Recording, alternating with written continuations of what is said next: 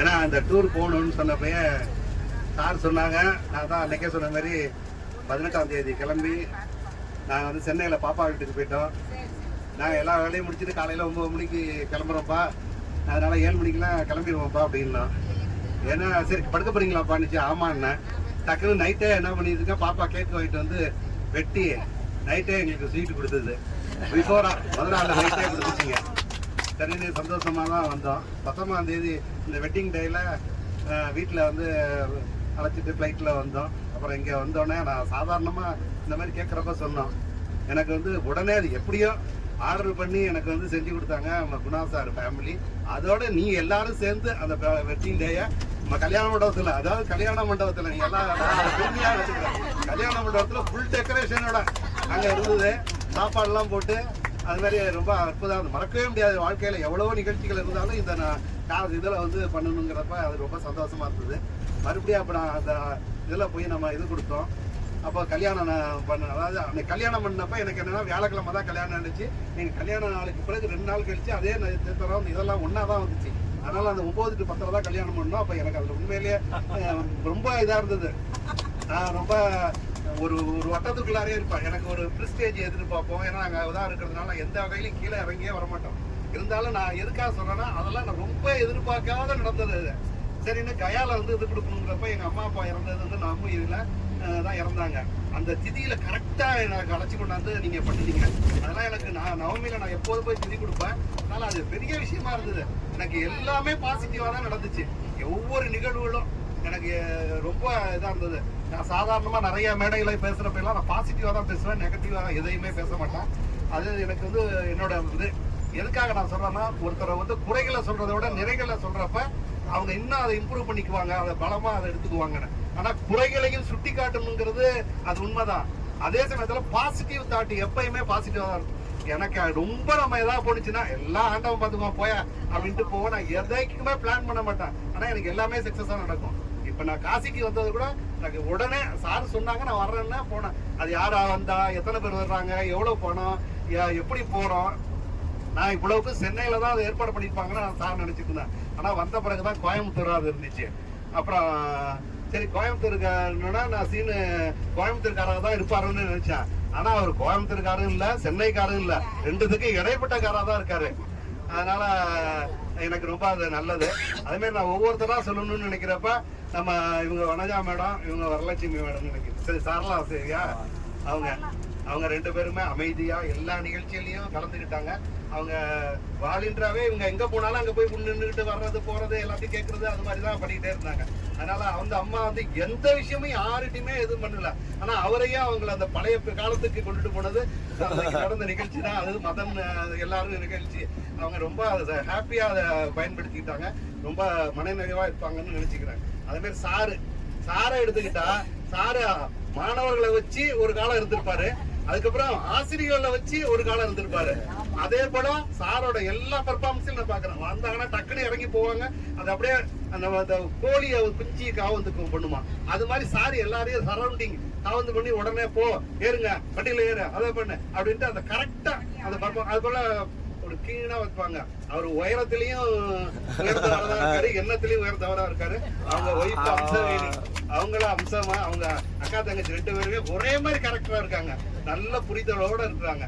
அதனால அம்சவேணியா இருக்காங்க. அம்சமான அந்த நிகழ்வு வாழ்க்கையில மறக்க முடியாது. அதுமாதிரி குணா சாரும் அவங்க அமுதா மேடமும் அவங்க 2 பேரும் வக்கீலா இருந்தாலும் ஒத்த மட தம்பதிகள். அவங்களாலதான் வக்கீல் வரும். ப்ரொஃபஷனல் கூட அது மாதிரி தான் இருக்காங்க. ரொம்ப நான் வந்து என்ன நினைச்சேன், கோயம்புத்தூர்காரங்களா தான் இருப்பாங்க, அவங்களுக்கு தான் அந்த பாசம், அந்த அன்பு அதெல்லாம் ரொம்ப அவங்க வந்து ரொம்ப எதிர்பார்ப்பாங்க.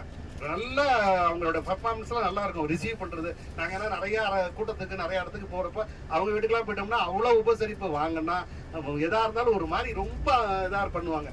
அந்த மாதிரி எல்லா நிகழ்வுலையும் சரி அந்த சினிமா இது பண்ணாங்க. நம்மளோட நல்ல மிங்கிள் ஆனாங்க. இந்த குரூப் எல்லாம் நல்லா மிங்கிள் ஆனாங்க. அதை விட சாமிநாதன் சார் வந்து அவர் சொல்லும் போது சொன்னார், அவர் கலராக ட்ரெஸ் போட்டிருக்காருன்னு நம்ம எல்லாம் சொன்னோம். அந்த எல்லா கலர் இது அவங்க ஒய்ஃபும் அது மாதிரி இது அவர் சொல்லும் போது சொல்லிட்டு கண் கலங்கினாரு. 3 பேரும் இந்த இடத்துல கண் கலங்கினாங்க. அதுல அவர் அறியாம அவரு ஒண்ணு, நம்ம அமுதா மேடம் பேசினப்பே கண்ணுல எல்லாம் ஒரு மாதிரி ரெட் கலரா ஆயிட்டு. அதுக்கப்புறம் கடைசியா பாண்டியன் சார் பாண்டியன் சார் அந்த உணர்வு பூர்வமா பேசிட்டு கடைசியா அவர் சொன்ன விஷயம் எல்லாரையும் கொஞ்சம் இது பண்ணிட்டு, அதனால இருந்தாலும் அதெல்லாம் உள்ள பூர்வமா நினைச்சது அவங்க.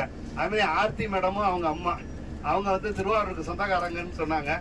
இருந்தாலும் நல்ல பொண்ணு, எல்லாரையும் ஒருங்கிணைச்சு அவங்க அம்மாவை வந்து எந்த வகையிலையும் விட்டு கொடுக்கவே இல்லை. அது பார்த்தாங்களோ இல்லையா, அம்மாவை எல்லா இடத்துக்கும் அனுப்பிட்டு எல்லா இதுக்கும். ஆனா அந்த அம்மா தான் அந்த பொண்ணை பாத்துக்கிட்டாங்க. ஆனா அந்த பொண்ணு அவங்கள பாத்துக்கிட்ட மாதிரி இருந்துச்சே தவிர அது உண்மை இல்ல.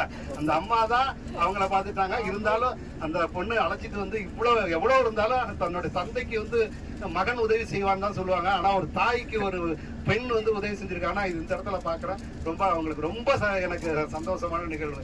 அதே போல சக்திவேல் சாரும் அவங்க மனைவி, சக்திவேல் சார் ரொம்ப நமக்கு வந்து அவரை பாக்குறப்பே ஒரு தேஜஸ், நல்ல தேஜஸ். ஒரு அவர் எல்லாத்தையும் அவர் பார்க்கும் போதே நமக்கு வந்து அவருக்கு வந்து அவரு மனதிலோட ரொம்ப உயர்ந்த மனிதர் மாதிரி இருக்கு. பார்த்தாலே நல்ல குணம் மாதிரி ஒருத்தரை பார்த்தோடனே பிடிக்கும், சில பேரை பார்த்தா பிடிக்கவே பிடிக்காது. ஆனா அவங்கள பார்த்தோடனே நமக்கு ரிசீவ் பண்ற மாதிரி அந்த அம்மாவும் உமா, அது அவங்களும் பாக்குறேன் ரொம்ப அவங்கள எப்படியே நல்லா சாப்பாடு எடுத்து கொடுக்கறது, அவங்கள இது பண்றது. ஆனா அவங்க யார்கிட்டயுமே மிங்கிலான மாதிரி எனக்கு தெரியவே இல்லை.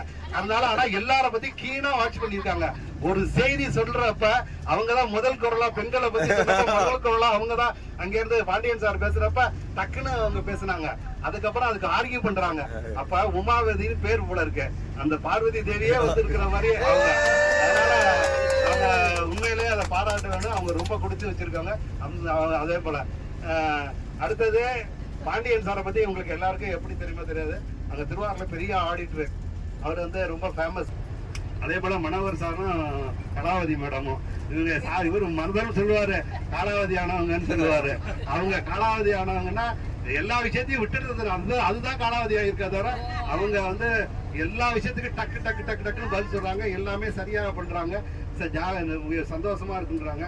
மனோகர் சார் அவர் வந்து சின்ன பிள்ளை மாதிரி, அதாவது சொல்லுவாங்க பொட்டாட்டிக்கு மனோகர் சாரை தனியா கூப்பிட்டு சொன்னா நான் அவர் சொல்ற மாதிரி நான் சொல்றேன். சாதாரண பெண்களை போய் எப்படி அந்த ஆளுக்கு ஒண்ணுமே தெரியாது, அவரு ஒன்னும் நான் தான் ஏதாவது செய்யணும், இவரை கேட்டா அவன் நான் சொல்றத மதிக்கவே மாட்டான் அப்படின்னு தான் பெண்கள் சொல்லுவாங்க. அது மாதிரி ஏதாவது சில பேர் சொல்லுவாங்க, நிறைய பேர் நான் பேசுறப்ப சொல்லுவாங்க. ஆனா இந்த மாதிரி தெரிஞ்சுக்கே 2 பேரும் வாழ்க்கையில ஒத்துழைச்சு அந்த கடைசி வரையும் பயணிக்கிறாங்க பாருங்க, அதுதான் வாழ்க்கை, அதுதான் இது. நம்ம வந்து எதை வேணாலும் இருந்திருக்கலாம், அப்படி இருந்திருக்கலாம், இப்படி இருந்திருக்கலாம்னு நினைக்கிறோம். இது இறைவனால் பின்னப்பட்ட விஷயம். இவருக்கு தான் மனைவி, இவருக்கு தான் இதுன்றப்ப இவங்களோட குழந்தைகள் எல்லாருமே அப்படிதான் இருப்பாங்க. அது மாதிரி சாரை பத்தி சொல்றேன்னா, சார் வந்து எனக்கு வந்து மானசீக குரு மாதிரி தான். எனக்கு சாதாரண பார்த்தோன்னே ரொம்ப ஒரு சாதாரண, அது எப்படி சொல்றது தெரியல. நான் சார் அவங்க மனைவி வச்சு கல்யாணம் பண்ண உடனே ஃபர்ஸ்ட் பாண்டியன் சார் கூட அவங்க கூப்பிட்டு நான் வந்து ஆசீர்வாதம் வாங்கினேன். எனக்கு வந்து எங்க அப்பா அம்மா இல்ல, அவங்க பண்ணியிருக்காங்க அப்படின்னு அந்த மானசீகமா நான் நினைச்சுக்கிட்டேன். காரணம் என்ன, அந்த அமைதி ஒரு அவரோட எந்த விஷயத்திலையும் இல்லை. அதே மாதிரி அவங்க மனைவியையும் அவங்க நல்லா பாத்துக்கிறாங்க. அது கொடுத்து வச்ச நீங்க உங்களுக்கு ஆளு முடியலங்கிறத சார் வந்து அந்த வாயில சொல்ல கூட மாட்டாங்க. அவங்க இருக்கிற காலம் வரைக்கும் எனக்கு நான் செஞ்சுக்கிட்டு தான் இருப்பேன். அவங்க வந்து எனக்கு வந்து எல்லா இதுன்னு சொல்லிட்டு எல்லா விஷயத்தையும் வருவாங்க, நிற்பாங்க, ஓரமா நிற்பாங்க, அமைதியா எல்லாரும் போன பிறகுலாம் பண்ணுவாங்க. அவ்வளவு இது அதெல்லாம் வந்து பாரம்பரியமா இருந்தாதான் அதை பண்ண முடியும். அந்த இடையில எல்லாம் அது வராது. அந்த பர்ஃபார்மன்ஸ் வந்து அவங்க ஏன்னா நீங்க தான் சாருக்கு கொடுத்து வச்சிருக்கீங்க. அதே சமயத்துல சாரு வந்து உங்களை ரொம்ப பாத்துக்கிறாரு. அது அவ்வளவு அருமையான இது. அதே மாதிரி மதன் அவங்க ஒய்ஃபு